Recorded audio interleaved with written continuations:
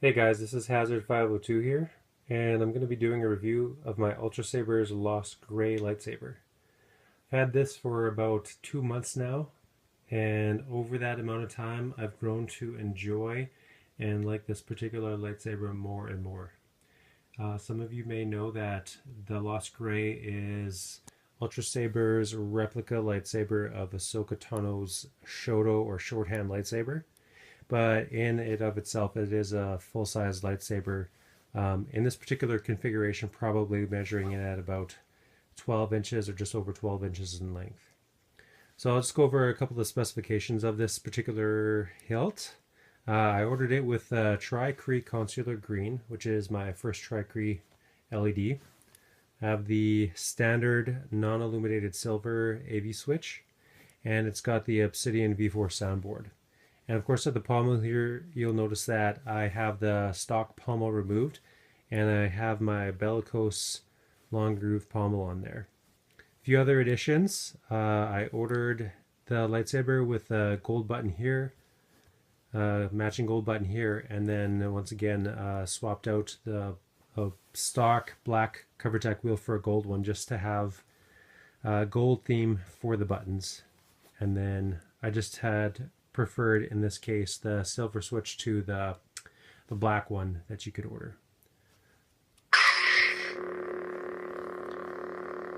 I believe this is the episode 1 sound font from the V4 board, and the Tri-Cree Consular Green is a wonderfully even and bright blade, and I typically really enjoy getting a lightsaber with flash on clash. I just like the extra effect and liveliness it brings to the experience.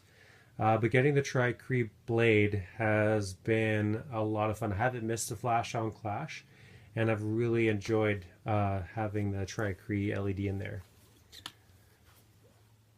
So you can see here's a Tri-Cree down in there, and yeah, it's quite a pleasure to have. So I did notice though with the Tri-Cree that the green, consular green color is lighter in shade compared to some of the other greens that I have on hand. And green is my favorite blade color, so I just picked up on that. So I'm just going to do a bit of a comparison here. So obviously Lost Gray has Tri-Cree. I have my Archon, which is an emerald RGBW, and then also here is my Son's Prophecy, and it has quick disconnects, and I have it with just the standard consular green, no flash on clash.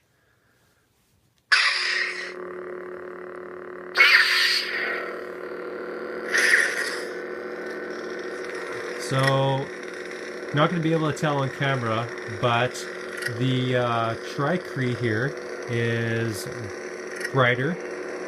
The RGB green is a bit darker, and then the standard regular consular green is even a bit darker, and that's in hue. This isn't talking about brightness, so it goes light, lighter, and lightest.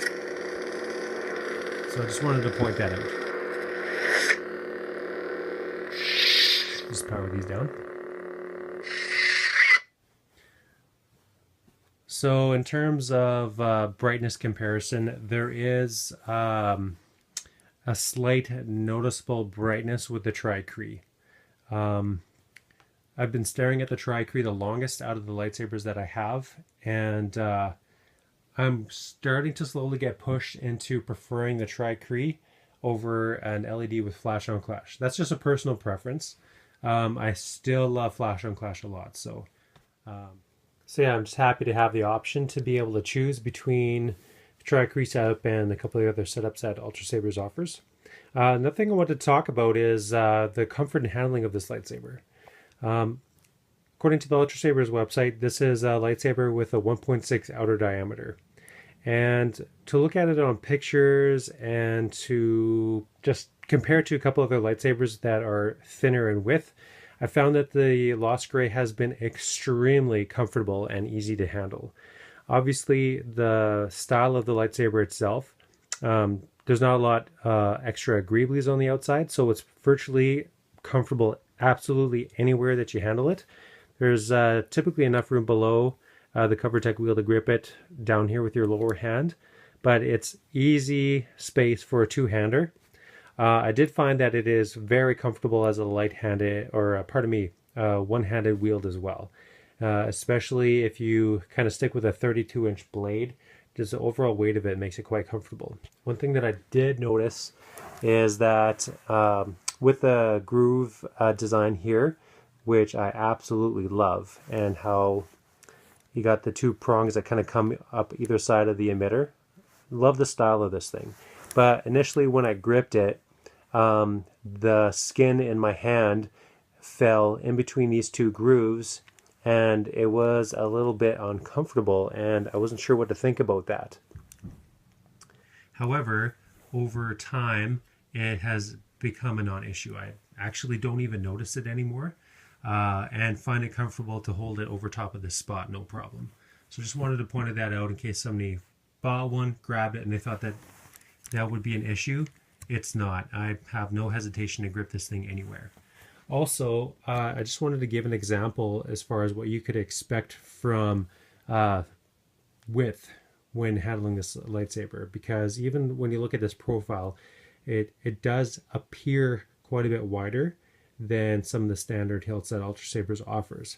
So one thing that I found interesting that I'll just demonstrate here is that if you take an Initiate V4 or an Apprentice V4 or a V4 series lightsaber, it actually will fit perfectly snug down inside the shroud of the Lost Gray.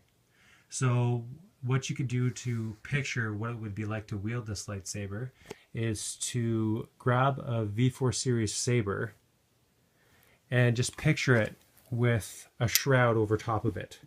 And that's essentially what you have here, because the inner hilt to the Lost Gray is the same thickness and width as a V-series lightsaber at 1.45. So it may help you just picture what it would be like wielding one of these things. Anyway, I've rambled enough. I really, really enjoy my Lost Gray. I'd be happy with two, actually. There's very few that I would consider getting two of. The Menace is one, because I love the Menace, but I've also enjoyed this enough to think about having two. So that just speaks to how much I've enjoyed this. So yeah, that's it, guys. Appreciate you stopping in.